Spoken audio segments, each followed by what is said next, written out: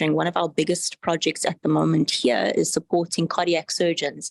And we've been having this conversation a lot lately because it's really interesting the kind of research that they're able to put out these days with the use of 3D printed models. But the thing about this and why this is relevant here is that these 3D printed models are patient specific. So it's data that's been shared by the cardiac surgeon with our organization.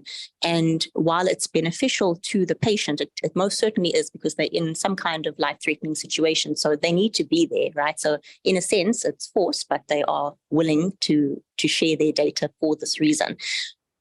But there you have a case now where this person now has these extended branches and these avenues where their data is being shared and being stored. And you just have to be okay with it. So it's kind of our responsibility, as well as practitioners in the space, to ensure that we have got the correct policies and procedures in place to store that data, that we are handling it responsibly.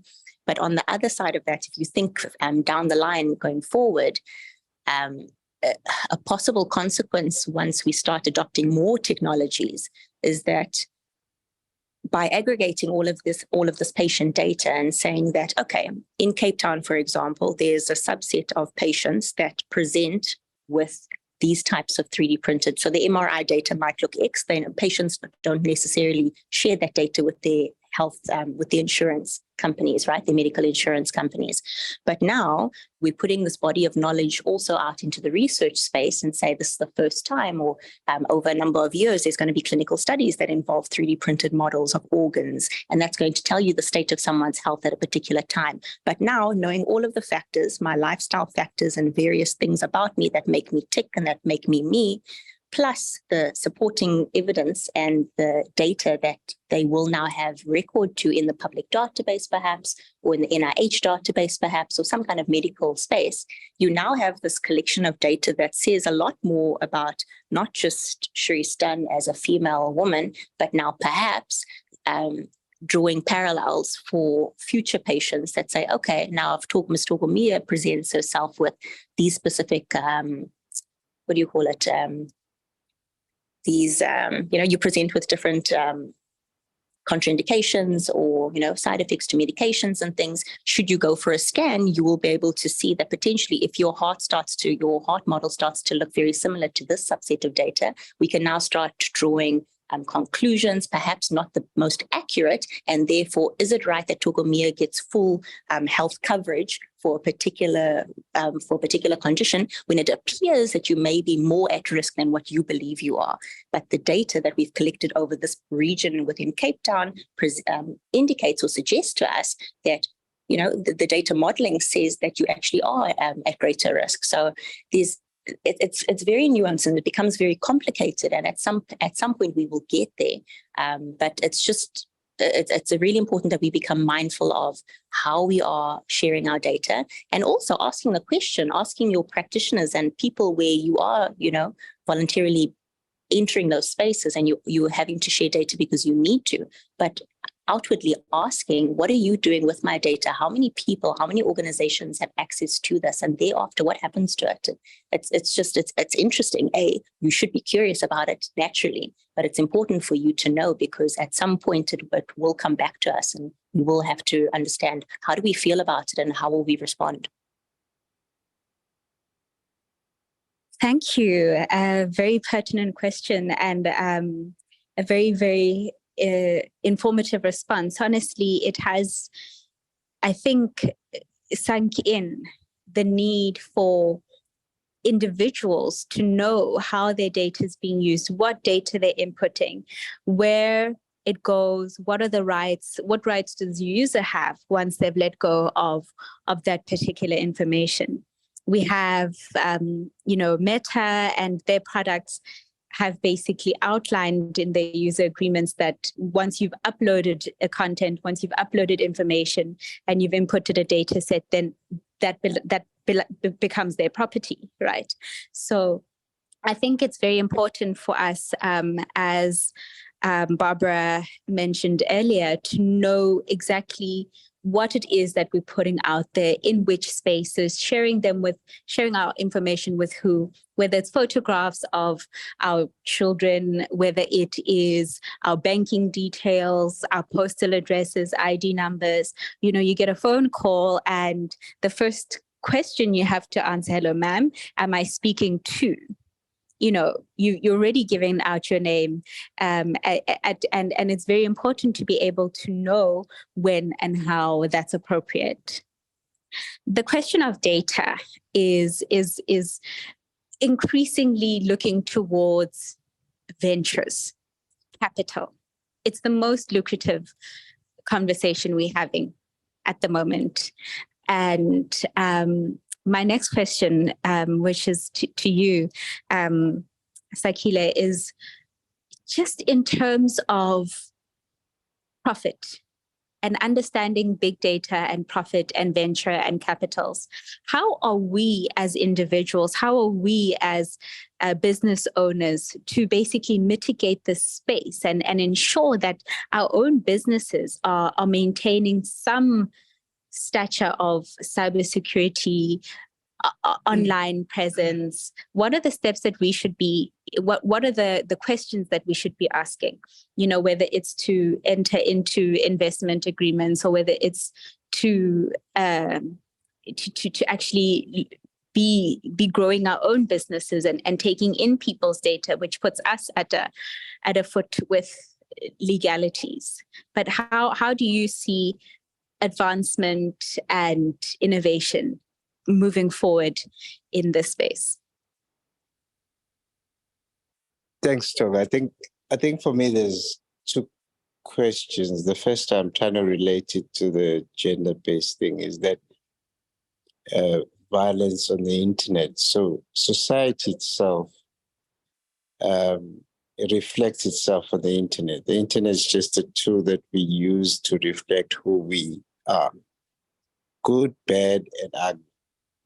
And when it comes to the data that is collected on the internet, there's a couple of areas. I mean, I'm of that habit. If it comes from Google and there's terms and conditions, generally I won't read it. It's like accept, next, I want the app or whatever. So the attitude we have of our cognitive is that we're getting these things for free, but we are the product. So we're getting everything for free. We're getting Facebook for free. We're getting LinkedIn for free, but they're making money from our eyeballs. So what has become quite interesting from a business perspective is that content is now the most valuable thing. What is content? It's our time. So we trade off our time in order for what to happen, for the data to be translated, because there's ample of data. I think, the law that we gathering more data than we ever have in the whole of humanity in the last couple of years. So the opportunities are endless. I think AI is looking like the leader of taking the data, translating. I think everyone's looking at GPT and looking at models on how to use it. Is to translate the data into knowledge. So if we are all sitting here, anyone can type on ChatGPT now and ask what to do about this. It'll give you indicative response of what you can respond to the situation with. Probably better than all our cognitive abilities. Now that model changes a lot of things in terms of society. I always make an example. I say the kids who were born about 10 years ago are YouTube kids. They actually don't need that much of school because their understanding and their perspective is much more. They grew up in an age where the knowledge we would get from encyclopedia or early internet with dial-up speed went through a quantum view. Now, with AI and data, the future is probably looking at technologies that will address privacy in a manner. Now, there is blockchain attempts to address that. But I think there's a big opportunity around AI and blockchain to try and get the passport into a chain or get people to say who they are. But it comes back to the technology is there. Will humanity move at the speed of it? So that's a big challenge. That's very interesting. Thank you so much for your insights, Mr. Malinga. I'm actually just, thinking about that and thinking about the YouTube generation, as you spoke about. And they've been transformatively within each generation that we are populating the world. And at the moment, we've got, sort of the millennials and right up until this Gen Z that's coming in. And they are, as you say, online, they are digital, they're virtual, they live in a virtual reality, in a cyber universe, and very much the traditional sense of learning is not, it's changed. And in many cases, and with the pandemic as well, COVID-19 and the quarantine period, we were introduced to a totally new way of educating. Homeschooling has become the norm. Online school is the buzzword, and everybody seems to sort of be pulling their children out of school into a home education environment, which is, of course, very interesting, but also doesn't come without its own challenges. Access to resources, online availability. And as Barbara mentioned earlier, we're using other people's platform. We're bartering our time, we're bartering our knowledge, our information, our children for this platform. So in exchange, we're able to get online, we're able to access what is supposedly knowledgeable information, and we've completely transformed from books to the online space. Gone are the days when we would open a dictionary to find a word. There's Google, there's Siri. I mean, I don't have to pick up my phone anymore. I've got Siri, I've got Alexa, I've got my HomePod. I don't even need to get off the couch. I can do it all from my cozy corner where I've got the perfect view of the wind and the sun hitting me at the same time. I just want to bring back the conversation to a user perspective, and to Barbara Ojor. I just wanted to find out from you, just as a student and as someone who's having to navigate the online space and sort of use information safely. And what would your recommendations be for users of the internet, for young users of the internet, to better be able to navigate between what is true, what is not true, disinformation, misinformation, and particularly as an information seeker, perhaps a student doing an assignment, or someone looking to find out what's happening in Turkey at the moment. How do we mitigate our way around online safely? Thanks, Toko. It's very important for you to make sure that the sources are like valid sources. There's so much fake news out there and it travels so fast. So you need to almost have a set number of reliable sources that you continually go to fact check information. So for me, particularly being in the space sector, when I want to find out information about satellites or ground stations or anything has to do with space, there are tried and trusted sources, whether it's the space agencies in America, South Africa, anywhere else in Africa. So I would check on those platforms, and you have to basically have some type of authority that governs these platforms, because NASA can't just post something without it being validated. And so is the same for our overseas sensor. That if something is not correct, you actually have a person or like an entity to go to to complain or to put forth your grievances, okay, with what you've read or not read. And so for me, it's just basically making sure that don't just take the truth from one website. Make sure that it is available on multiple platforms, and always have like a source of truth at the end of the day that you can be like, okay, this has happened. And because A, B, C, D, I've checked all of these things, I can then fall back and believe that I'm reporting on the truth. And I think that's generally the way I stay safe, and also staying in community. It's also very powerful to be in community with people who are like-minded. So I'm a part of Amateur Satellite Group, and they chat about everything to do with space. So I know within that group, we are very knowledgeable. There's people that have read things that I haven't. So they can also point out things that are not correct in my thinking. And I think that actually helps solidify your knowledge at a quicker rate. Thank you.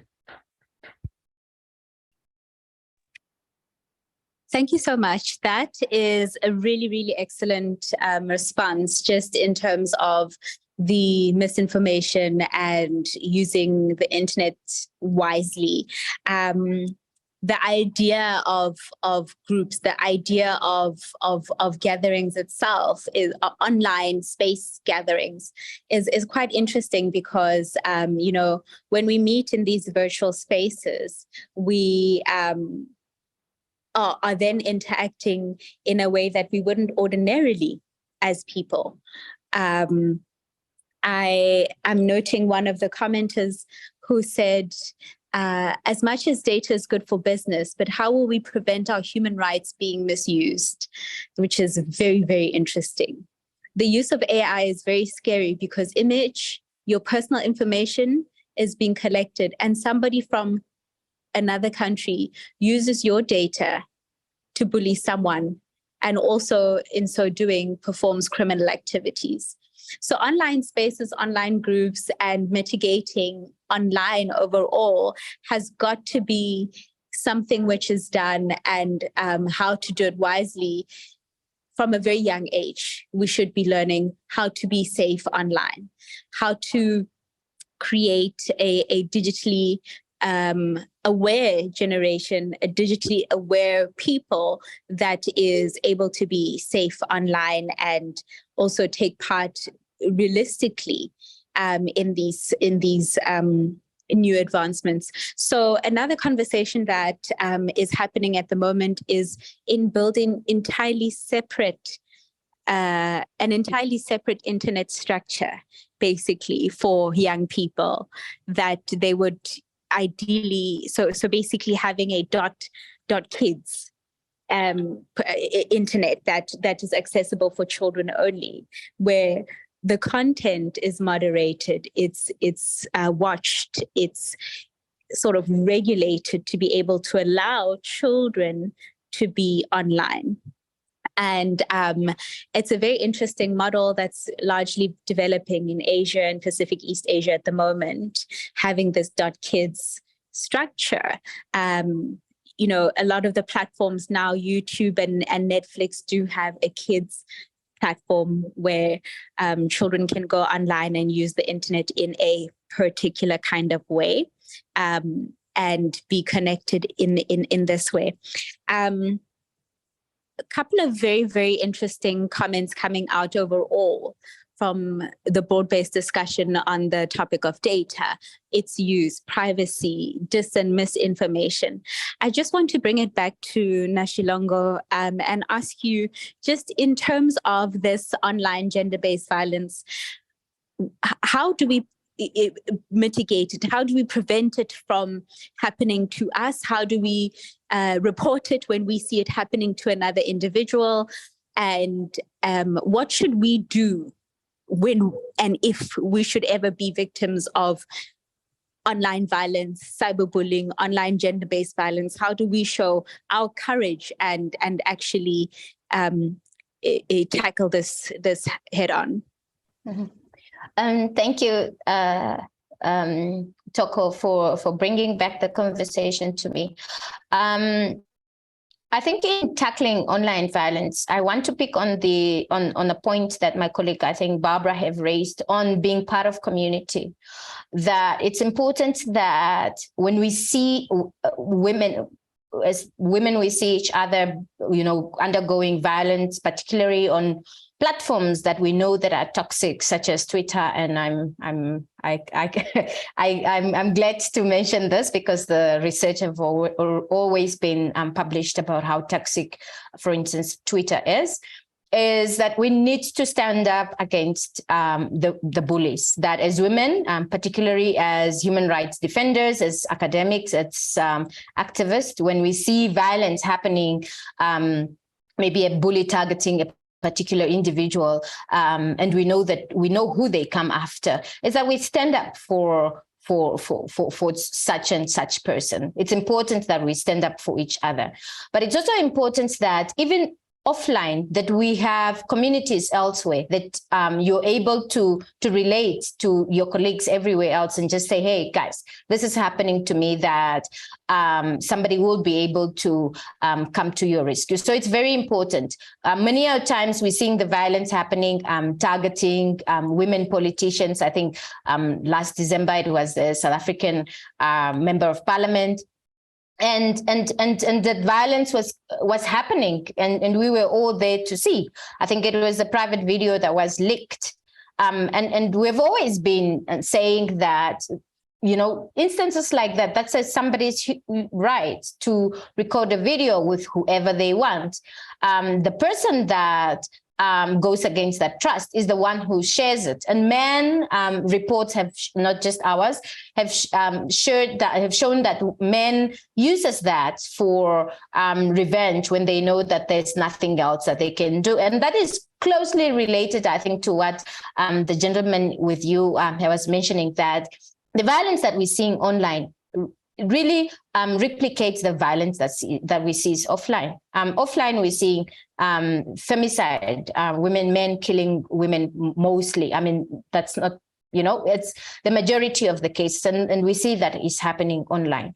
But I think from the onset, it's important that we advocate, that we ask from our policymakers to recognize human rights online, that the rights that your constitution, and because that is most in many of the constitutions, they already arranged that, your rights to privacy, your human rights online, whether it's privacy, freedom of expression, and all the others that are granted to you in the Bill of, of Rights, should also be recognized online, because continuously we living online. I mean, you've just mentioning how education is taking place online, banking, schooling, all the other rights are happening online, health, for instance. So it's important that we advocate that human rights are also recognized online.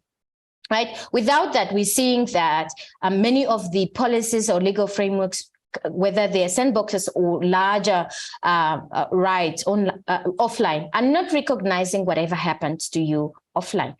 And so you find yourself going to court, in those who are able to. And even then, you pursuing a case over traditional laws that are not very particular to the online rights. But the online rights is here.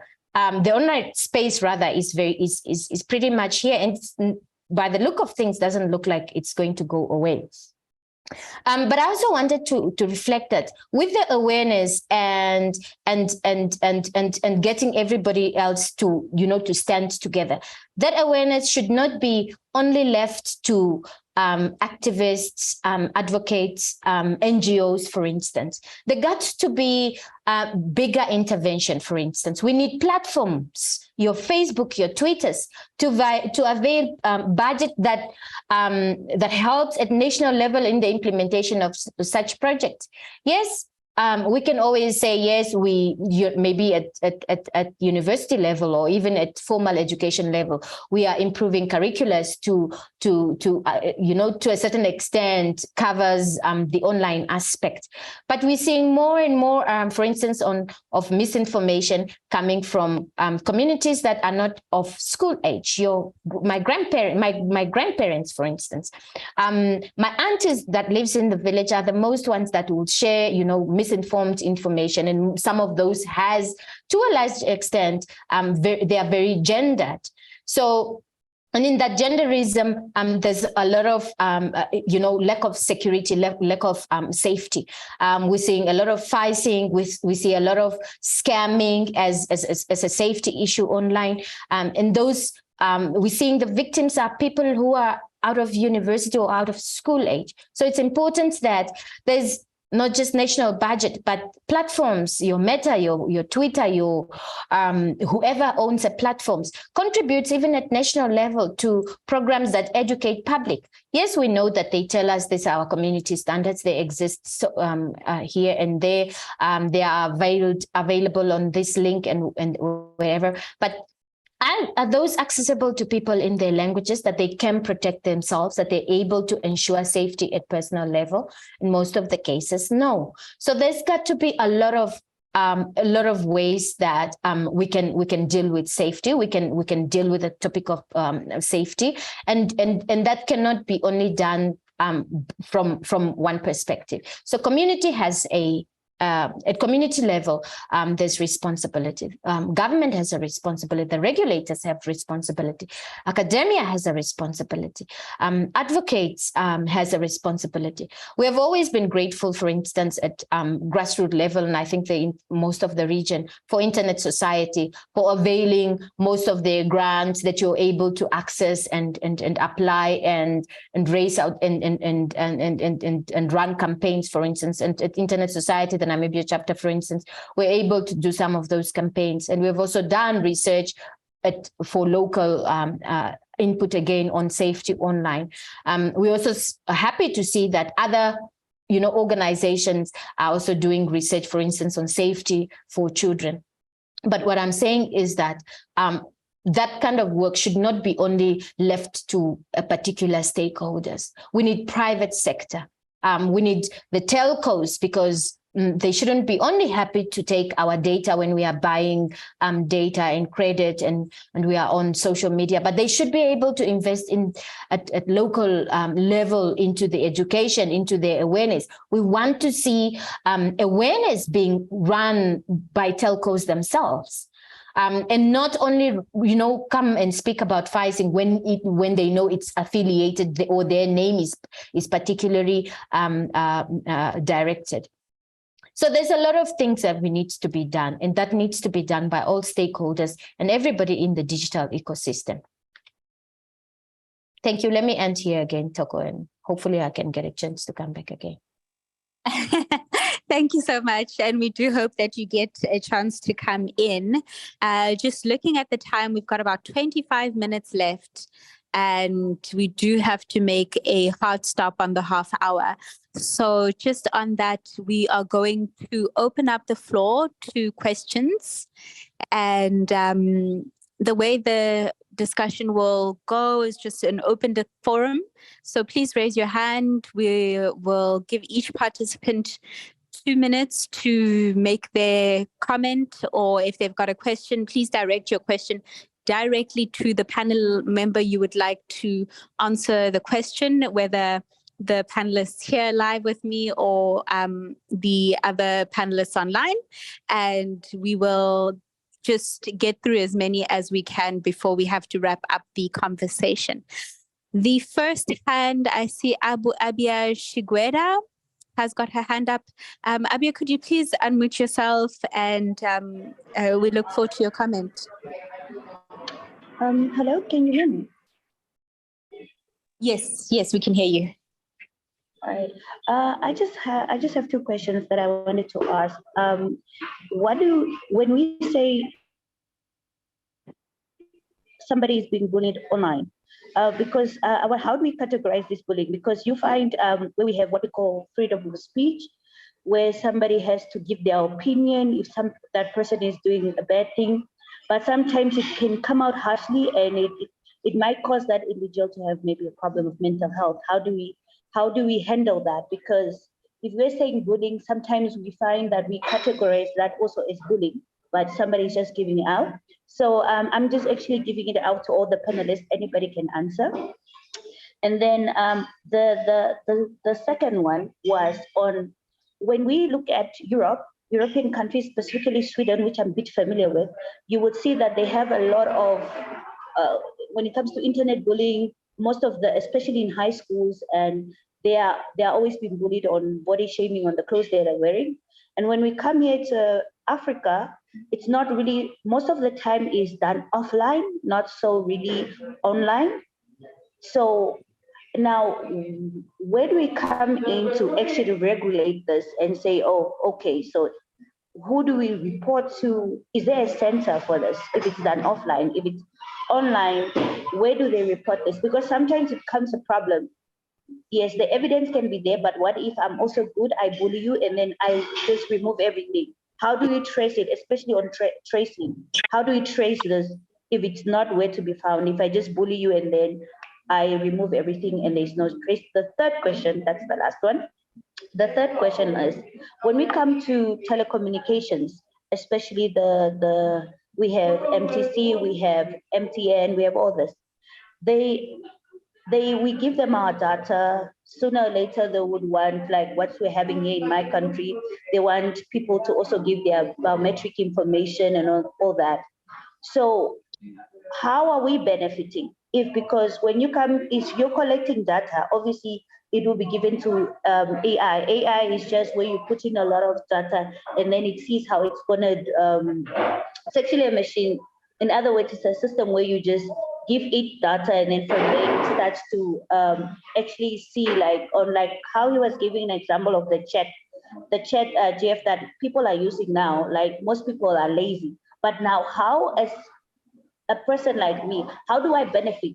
Because you're just taking my data, you're making money, you're making business, but me, how am I benefiting? Because I think this is something that has been ongoing, and sooner or later, as now youth, we are getting developed, we want to know, as a telecommunication, how I benefit, apart from you building schools and stuff, how am I benefiting? Because I'm giving you this data, you're gonna sell this data, it's gonna be used. Artificial intelligence will still work because it needs people's data. Otherwise, it won't work. Sorry, that's all. Thank you. Thank you for that contribution, Abby. I think we'll keep those in mind and give the floor over to Tabitha Wangechi. Thank you so much, Toko. My question goes to the last speaker, Nashilongo. She mentioned that it's our responsibility to make the policy makers in our countries to recognize that online rights are equal to offline rights. So I wanted to ask what is the approach that we as young people in our different capacities can take action, or what is the best approach we can use to approach policy makers to let them know that online rights should be treated the same as offline rights. And we've noticed that in most legal frameworks, most of the rights are abused online. There's no proper legal framework to address that or to persecute or to deal with that. So how do we approach that? Thank you.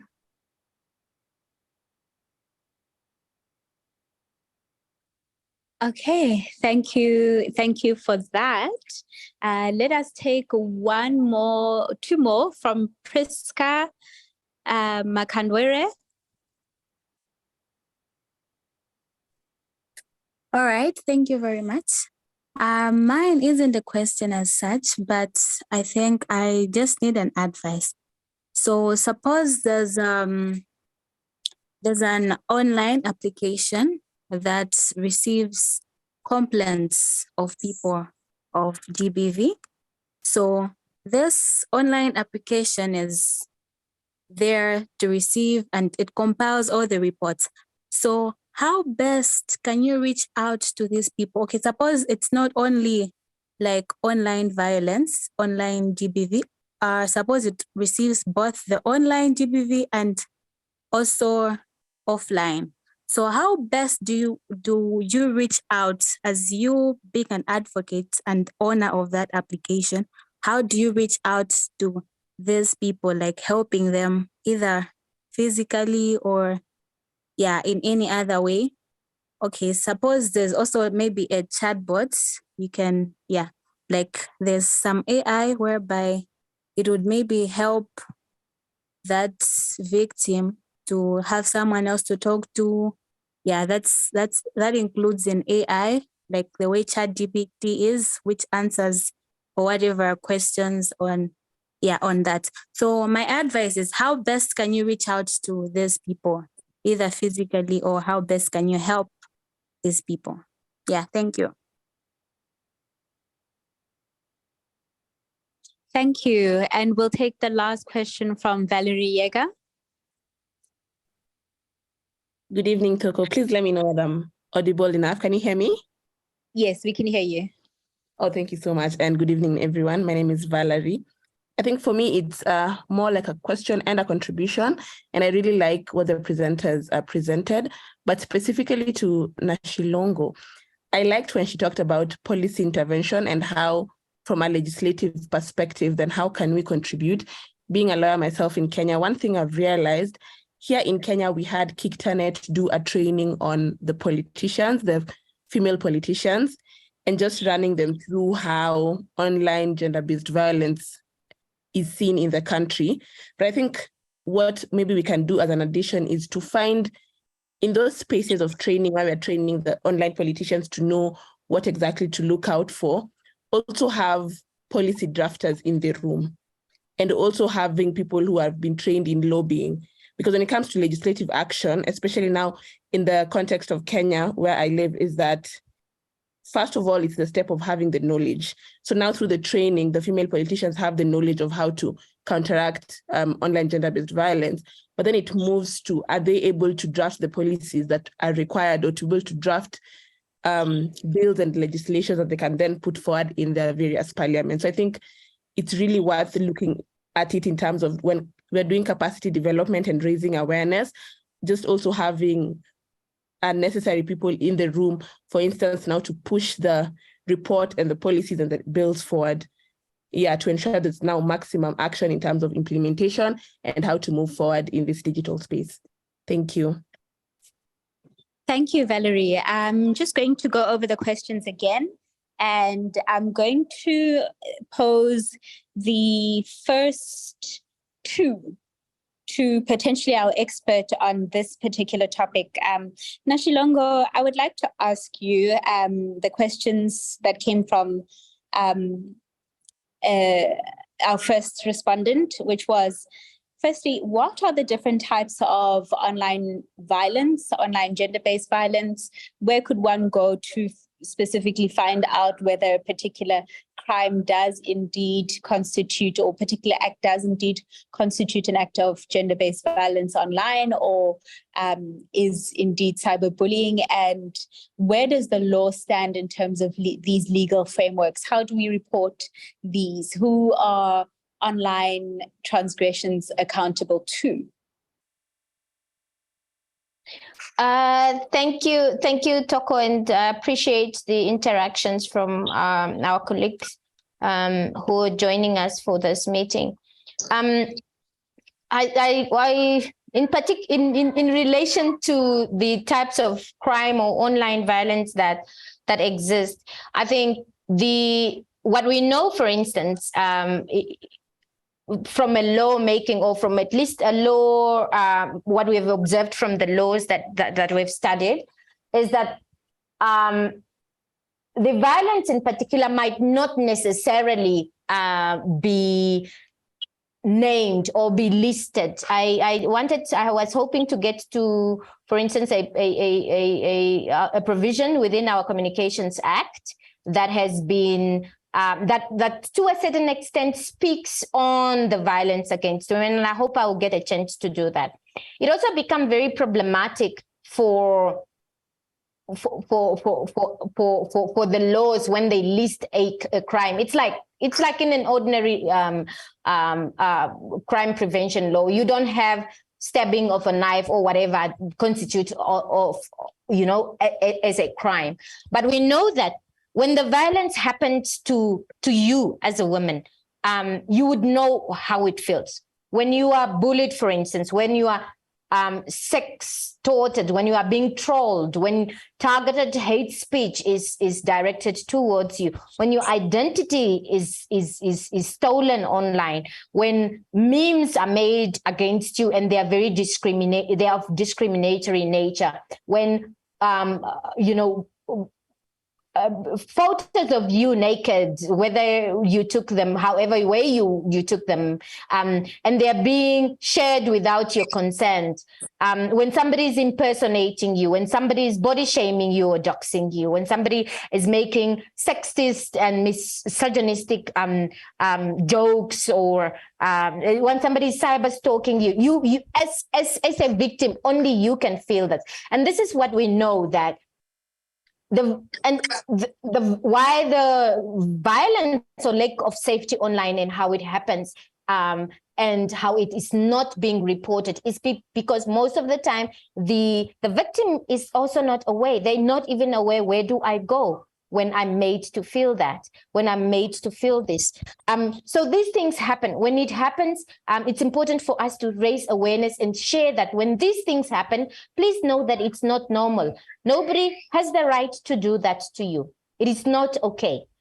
I mean, it's the same if, people don't do that to you offline. I don't know how do I say this.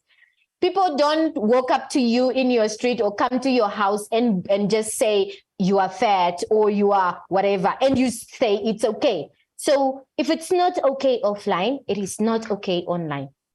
I don't know if I've answered that question completely, but I think maybe just if I can answer to the next question that was, I think somebody was asking, what do we do? Yeah, and that is really the where we need the conversation to be happening. That get involved with your communities. In your country, there must be an internet society chapter that is happening. Online, we have special interest groups like this, where we are raising awareness. And do not just get involved and become a member and do nothing. Raise awareness, go visit your nearest primary school, and because the violence particularly is also happening amongst children, and because they also lack awareness. So get involved. What we have done, for instance, in Namibia, I think 2019, ahead of our national elections, we had held a women's digital forum, which was targeting women in politics, but also women in prominent spaces. And again, it was to empower. We have learned from our lessons, like from our colleagues at Janett in Kenya, who have been doing amazing work, but also so many of our colleagues on the Africa region who are doing so much amazing work to not just raise awareness about online violence, and not to only teach the women in politics and public spaces how to influence policy or how to protect themselves and how to counter negative narratives against themselves. But most importantly, that we empower them with the knowledge that when they are on the parliamentary floors, they are the one who should be able to stand when the bills are tabled and they lack the protection of women. What we're also missing is the lack of data. Our report that Toko was mentioning earlier showed that in all the 8 countries that we have researched, none of the police stations in any of the countries had data that told the public that these were the cases of women who turned up and they have they've reported violence against them that happened to them online. Yeah, without the data, it's very difficult for anybody to convince policymakers that this is how prevalent this issue is, right? So it's yes. Yes, the time is running away from us. There's some questions totally understand. that I would like to ask to some of the other participants as well. The other panelists as well. And I'm just going to get them particularly from the chat, which is, there's one from OS-SIG Kagia, and his question is, can copyright enforcement offer an extra layer of justice and remedy to a violated victim of non-consensual internet image sharing while compelling internet intermediaries to act proactively for victims? So that was the first question. And I think maybe Dr. Shirish, you could just broadly, what do you think about that? Does copyright fall into this, whether it's revenge porn or illicit sharing of other people's personal information? Then Sakila, maybe you can just answer in a minute the particular comment. I think some countries have legal frameworks addressing online violence, but the challenge is getting the policies understood and interpreted to the citizens. Others are kept on shelves after passing them to law. So these are all interesting points. A colleague from Botswana has said that she would love to learn more about the work in Namibia and how they can work together to get the same research done in the Botswana context. Priscilla has mentioned that online violence is prevalent, but how do we best solve the issue for citizens on the ground? The comments are just coming through. We, I think, are heading to our close. So if we're answering and also just putting through our closing remarks, and then I'll just hand over to Barbara online to please submit her closing remarks. And Nashilongo, you can just say the closing sentence as well before we wrap up the session. We each have respectively 70 seconds. Thank you, Togo. I think if I'm understanding the question correctly, how much can copyright help us basically if we fall victim to something illicit, right? I think that's loaded. I think the best course of action is to be vocal and hold that platform accountable. So I think we've all kind of collectively echoed each other and provided suggested ways in which we can make this problem a lot more visible so that we don't hide behind the shadows of it, so that we really hold those offenders. We try and name them however best we can so that we stop it happening in future, and we help those who might have been have fallen victim by that same person. We stop stop it from happening again and give them the courage to also speak up. But I think really it comes down to the platform and the space where that happened. I think, unfortunately, copyright can be very tricky, especially if you have somehow offered that information. You've freely given it. You've ticked off those Google. I'm too busy right now to read these 55 lines of T's and C's, hence I'm just going to tick it off. And that's our problem. So if we can find a way to have that information there in our languages where we can best understand them and fully knowing our responsibility by being on the internet and that space that we are now entering, that's part of the solution, but definitely being more vocal and holding the platform accountable. And if you can find it, summon that courage to name and shame, and you will, if you don't see it in your immediate surroundings, you will certainly find it in a global village that will support you, where all of us, and there are many pockets of us around the world that will stand steadfast, as we've seen a couple examples this week actually online, rallying around various people who have suffered various types of online bullying. So we really just have to stand together on this. Okay, you said 70 seconds, so I'm done. No, I think from my perspective, I look at things like we are gathered here from various countries talking about the internet. The laws in each of those countries are very diverse. So what it means to me is there's a new opportunity that has been created for all of us. So you are no more a citizen of a country with specific laws and specific challenges. So what is the opportunity statement that I can leave everyone with?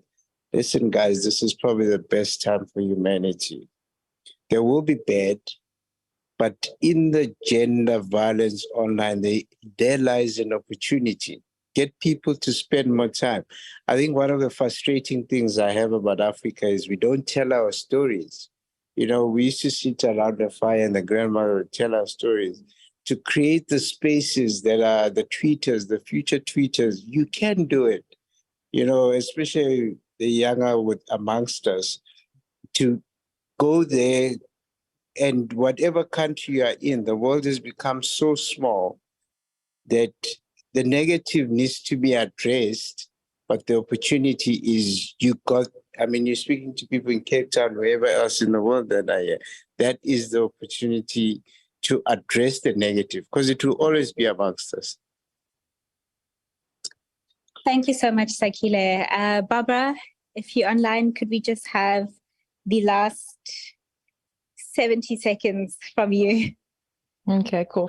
Thanks so much, Toko. I'm also just going to echo what Sakile said. I feel like there's a lot of opportunity here. I'm just very inspired by the questions, but also the conversation that we're having right now. And I think as human beings, like when we actually put our minds to certain things, we can accomplish. So as much as there is a lot of uncertainty, I think that we can actually improve it for the future generations. And we're in this little gap or window where we actually have influence to say things, you know, because there's not so much law and policy out there at the moment. But other than that, I would just say treat your cyber life as an extension of who you are. We are made up of different facets. So we've got spiritual life, we've got a physical life, we've got the cyber life as well. And so remain healthy and balanced in all these different aspects, and just protect your space. And I guess in that you protect your well-being as a whole. So yeah, thank you. Thank you for that, Barbara. Nashilongo, 70 seconds. Thank you. Thank you. 70 seconds. I'll try. Toko and my wonderful panelists, I think it is worthwhile to have these conversations. And we hope that we revisit these conversations as we share, you know, our experiences and expertise from whatever walk of life that we come from. We hope that comes March the 8th, we have this conversation again. But most importantly, I just want to stand with survivors of online violence for the lack of safety. That let's speak up constantly. In Namibia, we had our First Lady who had a very powerful video that she released, I think in 2019, I want to believe. And she really was shaming, you know, abusers that were constantly coming against her. So if we have more and more women in the online spaces or in prominent spaces who are acknowledging their everyday realities of women and girls, I think we can undo what online violence have done. We're seeing women and girls committing suicide because of the violence experiences online. Nobody should suffer that much because they feel disempowered to go to a place. Let's engage. In many of the countries, there's national internet governance forums. Those are very good platforms, and they are all stakeholders manned, where private sector, development sector, NGOs, civil society, academia all come together, and they make decisions on how the laws within that particular countries are supposed to operate. And they also make, to a certain extent, they could make regulatory sandboxes to attend to a specific situation at country level. So let's start from there. And let's also engage even at SADC level. I mean, I see, you know, everyone here is in Cape Town. At regional level, then we go to Africa level. We have the Africa Internet Governance Forum, which Toko and us and most of our colleagues engage at the global level. But also, most importantly, as Africa, we need to have maybe a blueprint of law that protects African women and girls. And we, as all of us who are here, we can influence that. We can influence how it's stands and how it's perceived from our own experiences, instead of waiting for others from everywhere else. So thank you so much again. Thank you so much, Nashilongo. I and everyone would just like to take a moment to thank all of our panelists for being a part of this session, to thank all those who've made comments in the chat, and on behalf of the Internet Society Gender Standing Group and the Online Safety Special Interest Group, we are so honored to have been able to host this day. The insights that have come out are absolutely phenomenal. We've all learned so much, and we take home not only the knowledge, but the impact, as well as best steps on how to protect ourselves and how to protect others online going forward, what to do when we encounter infringements and, you know, crimes performed against us in online acts, and the same for others. How to access compassion, how to access legal frameworks. We've got the research, and we've had a very fruitful engagement with one another in both English and French, with representatives from regions all over the world. The Middle East, I see, is here. The USA is here. All different African countries, East Africa, West Africa, North Africa. I see a lot of SADC country representatives in these chats as well. And I see there's some from Europe. There's the people who come in and out from the Pacific. There's someone here from Indonesia, Bangladesh.